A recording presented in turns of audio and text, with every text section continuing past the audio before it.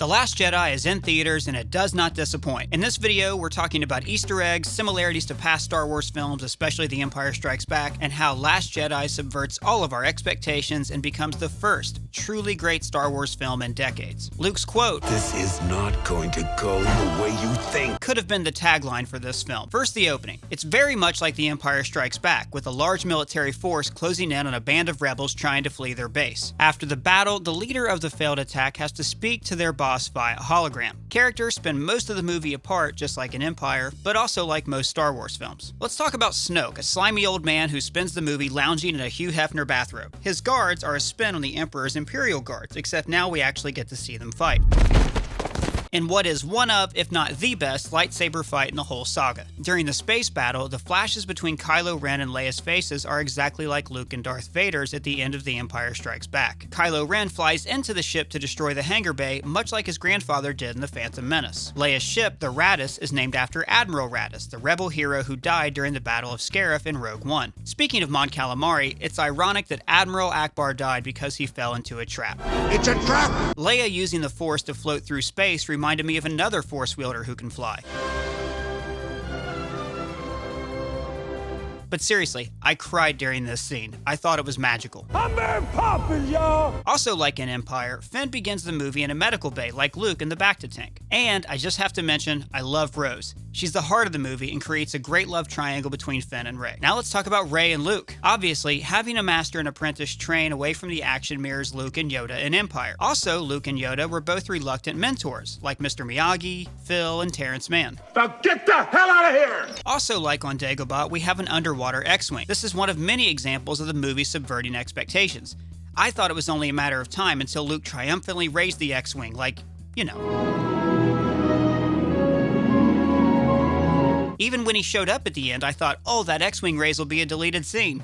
But nope. It's fitting that the first thing Luke does with the lightsaber is toss it away, because that's what he did with the last lightsaber he touched in Return of the Jedi. Also, his hand is still wounded from the battle on Jabba's sail barge. You'd think he would have gotten a new hand by now. And this is a side note, but as he walks away, you see a sea monster diving into the ocean below. This reminded me of sea serpents you see on old maps. They were drawn there as a way to say, here there be dragons, aka we have no idea what's over here. Luke and Rey are on a remote planet that's not a part of known space. And I love that Luke acknowledged the name Darth Sidious and summarized the prequel trilogy. It shows that he spent a lot of time talking to Force ghosts over the years, learning what really happened in the Clone Wars. And the Force? Well, that's just microscopic bacteria in your bloodstream called midichlorians.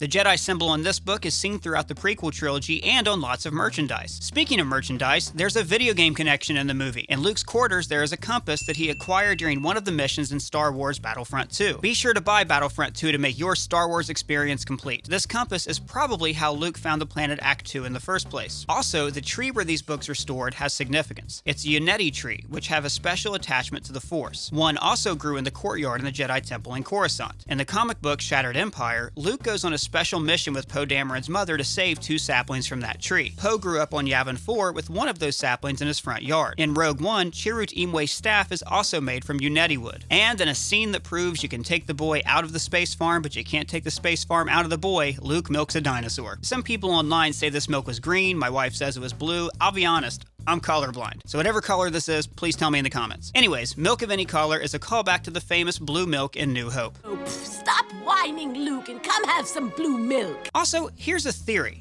Rey makes the ground crack when she connects to the Force, so maybe she made the fortuitous chasm open during her fight with Kylo in The Force Awakens. Also, there's a dark side cave that looks a lot like the Sarlacc pit. Like Luke, Rey has a vision of the darkness inside of her, except instead of fearing Darth Vader, she fears being alone. In Star Wars, it's common for Jedi to live near places strong in the dark side. The Jedi Temple was built on top of a Sith shrine. Yoda was in exile near a dark side cave. In fact, the presence of the dark side might have helped to mask Luke and Yoda from detection, as was suggested in the 1991 novel Heir to the Empire. But this also addresses the film's larger theme of balance. Snoke tells Kylo Ren that he was afraid of an equal who would rise to his strength. Darkness rises, and light to meet it.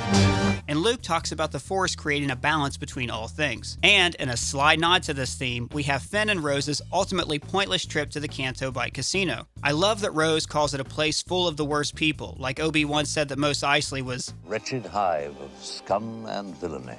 Instead, we get to see the galaxy's imbalance of wealth as people are exploited to serve the galactic 1%. On the surface, this is another nod to Empire, with the heroes going to an opulent city for help. And for the most adorable Easter egg ever, Carrie Fisher's dog Gary was in the Canto Bite scene. Side note, apparently when the dog watched a screening of The Last Jedi, his little ears perked up every time Carrie Fisher was on the screen. Speaking of Carrie Fisher connections, the trees that grow on Canto Bight are actually from Alderaan. They're very rare and a must-have collectible for the galaxy's super rich. In another nod to The Empire Strikes Back, the characters are aided by a rogue, Benicio del Toro's DJ, who ends up betraying them. DJ wears a pillbox hat with Arabesh letters on the side that spell out, "Don't join."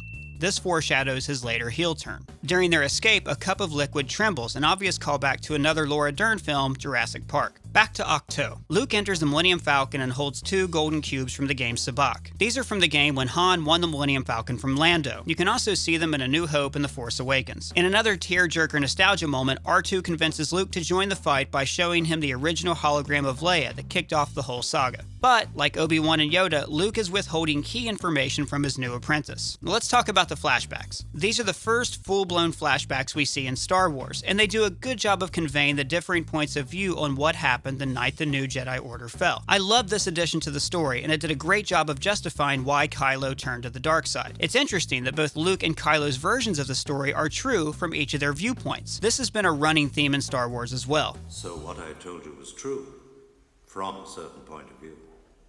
A certain point of view? From my point of view, the Jedi are evil! When the same event is given contradictory viewpoints from different witnesses, it's called the Rashomon Effect. This is named after the 1950 Kurosawa film of the same name. Kurosawa's Hidden Fortress was, of course, a major inspiration for the original Star Wars film. In the flashback, Luke has his green saber from Return of the Jedi, meaning that he must have collected it after the death of the Emperor or built a new one. In any case, he wasn't carrying around his father's lightsaber, which was a popular fan theory. Now onto the Battle of Snoke. Like in Return of the Jedi, Rey is led to the evil mentor in handcuffs and has a conversation with her captor about turning good. Snoke's throne room reminds me of the Gotta Dance number from Singing in the Rain. But maybe I was just thinking about that because of the Carrie Fisher-Debbie Reynolds connection between these films. When she's brought before Snoke, you hear the Emperor's theme play for a moment.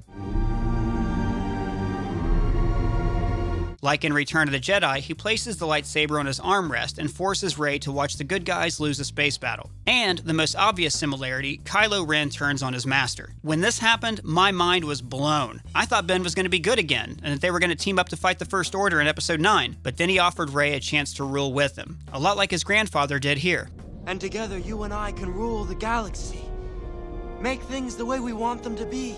The connection between these two is great. I'm getting a real Beauty and the Beast vibe from their relationship. I thought this connection was because they were secretly twins, but once again, the movie subverted the expectations of fans and gave us a fresh take. After years of theorizing, we find out that Rey's parents were just assholes. Best reveal ever. This shows us that anyone can be the hero, not just someone with the last name Skywalker. Also, it strengthens my theory that Rey is secretly Matilda. On Snoke's ship, BB-8's disguise looks like a mouse droid from the Death Star, and he mimics the sounds of those droids. And when he hides inside an AT-ST, this is a callback to Chewbacca doing the same thing in the Battle of Endor. The area they were trying to reach at the end bears a strong resemblance to the background of the bunker in Jedi, but unlike in that movie, their end goal turns out to be a red herring. We finally get the Finn and Phasma duel we deserve, and at the end he calls himself Rebel Scum, a callback to You rebel scum. Laura Dern's character, Amilyn Holdo, has known Leia since they were teenagers. They first met in the novel Leia, Princess of Alderaan, where they were basically congressional pages together. In that novel, Leia discovers that her father Bail is operating a rebel cell on Crate, the planet from Last Jedi's finale. This is where Leia first joined the rebellion, so it's fitting that this is where the new rebellion begins. There are a lot of similarities to Hoth. Speeders charging at walkers, stalling the bad guys so they can't break into the shield, and C-3PO telling everybody that the odds are against them. The Millennium Falcon's chase through the salt mines is very reminiscent of its journey to the center of the Death Star in Return of the Jedi.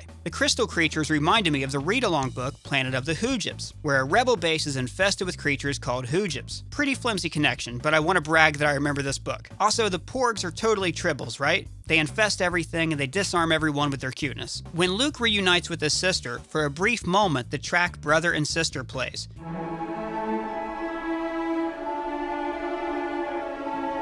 From their last scene together on Endor. And later, his words to Kylo Ren will echo what Ben Kenobi said to Vader. You can't win, Darth. If you strike me down, I shall become more powerful than you can possibly imagine. Now to the heart of the movie, the return of Luke Skywalker. I wasn't the biggest fan of Force Awakens, not just because it copied the original trilogy too much, but because of its treatment of Luke. After growing up with these movies, it was blasphemy to say that Luke didn't create a new Jedi Order. After all, Yoda told him, Pass on what you have learned. in my mind, Luke Skywalker could not fail. But, as Puppet Yoda says in this film, failure is our greatest teacher, and we are what they grow beyond. In other words, Luke is a flawed human being, but the people in the galaxy, and the fans, deify him. You can also say that Yoda's words were a meta-commentary on the prequel trilogy. Anyways, Yoda is telling Luke and Star Wars fans to let the past die and embrace what's next. It's a tough lesson to learn, as he tells Anakin in Revenge of the Sith. Train yourself to let go of everything you fear to lose. In fact, failure is the theme of the movie. Poe, Finn, and Rose don't accomplish anything, but they learn from their mistakes. When Luke shows up at the end and single-handedly faces down the First Order with his laser sword, as he and George Lucas call it, we believe it. We believe that he can survive the laser blast and bend around like Neo and be impervious to lightsabers because he's Luke Skywalker. But Luke Skywalker isn't a human. He's an idea. A character. The idea of the larger-than-life gunslinger reminds me of this line from the man who shot Liberty Valance. This is the West, sir. When the legend becomes fact, print the legend. Luke disappears into legend while watching a twin sunset, a beautiful callback to this iconic scene from Revenge of the Sith, and also A New Hope. At the end of the film, the children are recreating the legend of Luke Skywalker with toys, the way we did when we were kids. A young, Force-sensitive boy holds a broom, and the light reflects from it in a way that makes it look like a lightsaber. He looks to the stars and dreams, much like we do in a galaxy far, far away.